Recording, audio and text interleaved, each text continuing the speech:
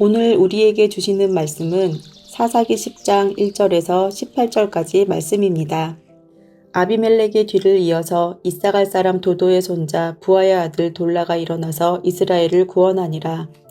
그가 에브라임 산지 3일에 거주하면서 이스라엘의 사사가 된 지 23년 만에 죽음에 3일에 장사되었더라. 그 후에 길르앗 사람 야일이 일어나서 22년 동안 이스라엘의 사사가 되니라. 그에게 아들 30명이 있어 어린 낙이 30을 탔고 성읍 30을 가졌는데 그 성읍들은 길르앗 땅에 있고 오늘까지 하본 야일이라 부르더라. 야일이 죽음에 가몬에 장사되었더라.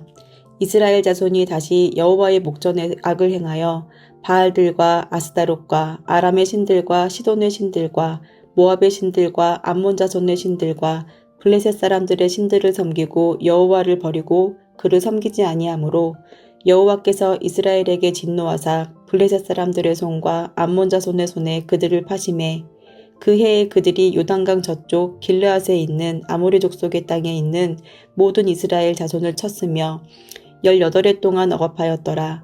암몬 자손이 또 요단을 건너서 유다와 베냐민과 에브라임 족속과 싸움으로 이스라엘의 공고가 심하였더라. 이스라엘 자손이 여호와께 부르짖어 이르되 우리가 우리 하나님을 버리고 바알들을 섬김으로 주께 범죄하였나이다 하니 여호와께서 이스라엘 자손에게 이르시되 내가 애굽 사람과 아모리 사람과 암몬 자손과 블레셋 사람에게서 너희를 구원하지 아니하였느냐. 또 시돈 사람과 아말렉 사람과 마온 사람이 너희를 압제할 때에 너희가 내게 부르짖음으로 내가 너희를 그들의 손에서 구원하였거늘 너희가 나를 버리고 다른 신들을 섬기니 그러므로 내가 다시는 너희를 구원하지 아니하리라. 가서 너희가 택한 신들에게 부르짖어 너희의 환난 때에 그들이 너희를 구원하게 하라 하신지라. 이스라엘 자손이 여호와께 여쭈되 우리가 범죄하였사오니 주께서 보시기에 좋은 대로 우리에게 행하시려니와 오직 주께 구하옵나니 오늘 우리를 건져내옵소서 하고 자기 가운데 이방 신들을 제하여 버리고 여호와를 섬김에 여호와께서 이스라엘의 공고로 말미암아 마음에 근심하시니라. 그때에 암몬 자손이 모여서 길르앗에 진을 쳤으므로 이스라엘 자손도 모여서 미스바에 진을 치고 길르앗 백성과 방백들이 서로 이르되 누가 먼저 나가서 암몬 자손과 싸움을 시작하랴. 그가 길르앗 모든 주민의 머리가 되리라 하니라. 아멘. 계속해서 사사기 말씀을 함께 보고 있습니다. 오늘 본문에는 돌라와 야일이라는 두 사사의 이야기로 시작됩니다. 성경에는 그들이 23년 동안, 야일은 22년 동안 이스라엘을 다스렸다라는 내용 외에는 별다른 특별한 내용이 없는 것처럼 보입니다. 그러나 맨 앞절에 보면 그들이 아비멜렉의 뒤를 이어서 등장한 사사라는 것을 고백하고 있습니다. 사사가 무엇입니까? 이스라엘 백성들을 구원하기 위하여서 여호와 하나님께서 세우신 사람입니다. 아비멜렉이 폭정하고 있을 때에 아비멜렉이 우상 숭배의 길로 이스라엘 백성들을 이끌고 있을 때에 여호와 하나님께서 이스라엘을 스스로 구원하기 위하여서 이스라엘에서 돌라와 야일이라는 사사들을 일으켜 세우셨다라는 것을 말해줍니다. 45년 동안 아무 일도 일어나지 않은 것처럼 보이지만은 사실은 이 45년 동안 이전에 아비멜렉이 저지른 죄에서 이스라엘 백성들을 회복시키고 다시금 여호와 하나님의 말씀에 순종할 수 있도록 사사들을 통하여서 하나님께서 통치하신 것을 뜻합니다. 그러나 이스라엘 백성들은 이 평안한 세월을 보내면서 여호와 하나님을 기억하지 않았습니다. 6절을 보면 이스라엘은 바알과 아스타롯뿐만 아니라 아람과 시돈과 모압과 암몬과 블레셋의 신들까지 섬겼습니다. 거의 주변의 모든 민족들의 신들을 받아들이고 그 신들을 섬긴 것입니다. 다른 신들을 섬긴다라는 것은 여호와 하나님과 그들을 동시에 섬기는 것을 의미하지 않습니다. 여호와 하나님께서는 다른 신들과 같이 섬길 수 있는 분이 아니기 때문입니다. 그래서 성경은 이스라엘 백성들에 대해서 단호하게 평가합니다. 그들이 여호와를 버려 그를 섬기지 아니하였다. 다른 신들을 섬기는 것은 여호와 하나님과 그들을 섬기면서 여호와 하나님을 홀대하였다라는 정도가 아닙니다. 여호와 하나님이 하지 말라고 한 그 우상 숭배를 하면서 여호와 하나님을 무시하는 그들을 어떻게 하나님께서는 나를 섬기는 백성이다 이야기하겠습니까? 이스라엘 백성들은 여호와 하나님을 버리고 그들이 스스로 생각하기에 이 신이 나를 구원할 신이다 생각하고 이방 민족의 모든 신들을 받아들이고 그들을 섬긴 것입니다. 이스라엘이 암몬과 블레셋의 신들을 섬기자 하나님께서는 그들을 암몬과 블레셋의 손에 넘기셨습니다. 자신들을 도와줄 것이라 믿었던 대상에게 오히려 짓밟히게 된 것입니다. 우상은 처음에는 우리를 도와줄 것처럼 다가오지만 그러나 결국 우리를 지배합니다. 우리를 종으로 삼고 노예로 삼습니다. 이스라엘은 18년 동안 암몬의 압제를 받고 나서야 여호와 하나님께 부르짖기 시작합니다. 그런데 하나님께서는 그들의 부르짖음에 즉시 사사를 세우고 구원으로 응답하지 않으십니다. 왜 그러십니까? 이스라엘이 고난에서 벗어나는 것만이 하나님의 목적이 아니기 때문입니다. 하나님께서는 이스라엘 백성들이 진정으로 하나님께 돌아오기를 원하시는 분입니다. 그렇다면 하나님께 돌아가는 참된 회개는 어떤 특징이 있습니까? 첫째로 고통만 호소하지 않고 죄를 인정합니다. 10절에 이렇게 이야기합니다. 이스라엘 자손이 여호와께 부르짖어 이르되 우리가 우리 하나님을 버리고 바알들을 섬김으로 주께 범죄하였나이다.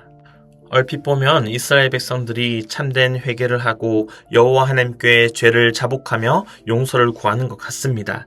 그렇지만 그들은 지금 현재 닥친 고난과 곤고함 때문에 여호와 하나님께 이 고난에서 벗어나게 해달라 이야기하고 있는 것입니다. 마치 수학 공식에 어떤 값을 넣으면 그 다음 결과가 뻔히 보이는 것처럼 이스라엘 백성들은 자신들에게 닥친 고난 앞에 여호와 하나님께 다시 부르짖고 있는 것입니다. 그 모습을 보시고 하나님께서 말씀하시는 것입니다. 너희가 나를 버리고 다른 신들을 섬기니 그러므로 내가 다시는 너희를 구원하지 아니하리라. 가서 너희가 택한 신들에게 부르짖으라 라고 말씀하시는 것입니다. 왜 그렇습니까? 하나님께서는 그들의 죄의 결과에 대해서는 유감이었지만 하나님께 지은 죄 자체에 대해서는 진정으로 유감하지 않는 것을 알고 계셨기 때문입니다. 이스라엘 백성들은 하나님을 여러 우상 가운데 하나처럼 대했습니다. 그들은 정확한 버튼을 누르고 정확한 제물을 바쳐서 하나님께서 자신들을 위해 능력을 나타내시도록 만들려고 했습니다. 사랑하는 성도 여러분, 하나님께서는 우리의 고통을 외면하지 않으십니다. 그러나 우리의 고통의 원인보다 더 깊은 곳에 있는 우리의 마음을 다루기를 원하십니다. 우리는 상황이 바뀌기를 원하지만 하나님께서는 우리의 마음이 바뀌기를 원하십니다.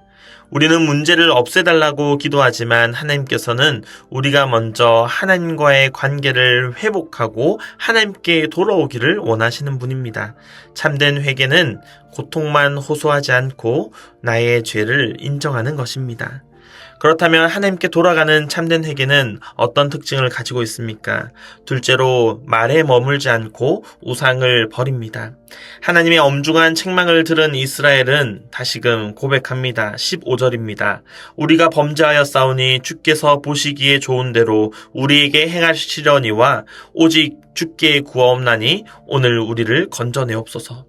이번에 고백하는 내용은 이전과는 다른 내용이 있습니다. 이스라엘은 하나님께서 보시기에 좋은 대로 우리에게 행하십시오라고 말합니다. 하나님의 판단이 옳다라는 것을 인정하는 것입니다. 참된 회개는 하나님과 다투지 않습니다. 하나님께서 판단하는 것에 왈가왈부하지 않고 오직 그 판단에 자신을 맡겨드리는 것입니다. 이스라엘은 자신들이 섬기던 이방신들을 실제로 제거하며 하나님 앞에 나아왔습니다.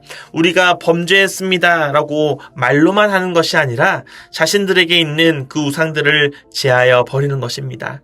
이것이 말로 하는 회개와 참된 회개의 차이입니다. 말로 하는 회개는 죄를 잘못이라고는 인정하지만 여전히 그 죄악된 모습들을 붙들고 있습니다. 하지만 참된 회개는 잘못을 인정할 뿐 아니라 그것을 버리고 삶의 회개로 나아가는 것입니다. 그 모습까지, 그의 행동까지, 그의 삶의 변화를 받아들이는 것입니다.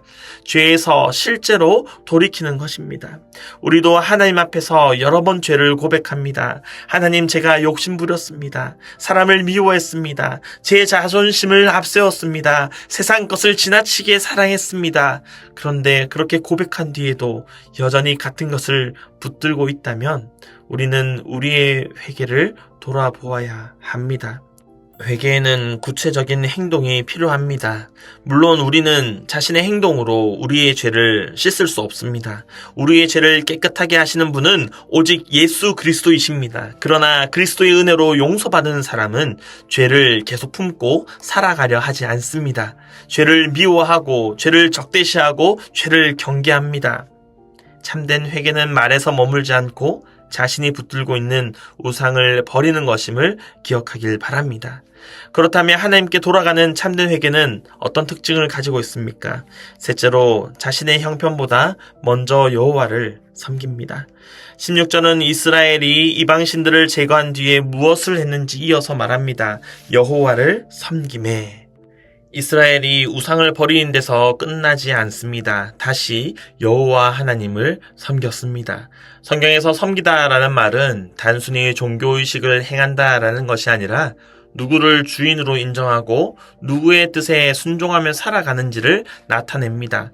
이전까지 바알과 여러 이방신들을 주인처럼 섬겼다면 이제는 그 신들을 버리고 여호와 하나님을 다시 자신의 주인으로 섬기기 시작했다라는 것을 뜻합니다. 그러나 오늘 여호와 하나님을 섬기기 시작했지만 여전히 그 상황은 변하지 않은 것을 볼 수 있습니다. 뒤이어서 17절과 18절에는 어떤 말씀이 등장합니까? 암몬 자손이 모여서 길르앗에 진을 쳤다라고 이야기합니다. 상황은 전혀 변한 것이 하나도 없습니다. 그렇지만 16절 그들이 이스라엘 백성들이 여호와 하나님을 섬기기 시작했을 때에 아주 큰 변화가 있었습니다. 바로 여호와 하나님께서 이스라엘의 권고로 말미암아 마음에 근심하니라 라는 말씀입니다. 눈에 보이는 상황은 아무것도 변한 것 같지 않습니다. 눈에 보이는 상황은 오히려 점점 최악으로 치달아가는 것처럼 보입니다. 그렇지만 눈에 보이지 않는 세계에서는 어떤 일이 일어나고 있습니까? 여호와 하나님의 그 마음이 이스라엘 백성들의 곤고함으로 말미암아 근심하는 것입니다. 자기가 사랑하는 백성, 내 자녀들이 고통받고 아파하며 아버지께 잘못했다라고 회개하고 있는 그 모습들을 바라보면서 하나님께서 마음이 심란하신 것입니다. 마음에 근심하고 계시는 것입니다. 오늘 우리의 기도도 문제의 해결만을 구하는 기도에 머물지 않기를 바랍니다. 하나님, 이 어려움을 없애주십시오라고 기도하면서 동시에 하나님, 이 어려움 속에서 제 죄를 바라보게 하여 주옵소서. 하나님보다 더 의지했던 우상들을 버리게 하시고 내 형편과 상관없이 다시 오로지 하나님만 섬기게 하여 주옵소서라고 기도하는 저와 여러분 되시기를 간절히 바랍니다. 하나님께서는 그렇게 전심을 다하여 하나님을 향하여 돌이키는 백성의 고통을 외면하지 않으십니다. 하나님께서는 우리를 긍휼히 여기시고 예수 그리스도 안에서 참된 회복의 길로 인도해 주실 줄로 믿습니다. 그 길을 따라 살아가는 저와 여러분의 하루가 되시기를 간절히 바랍니다.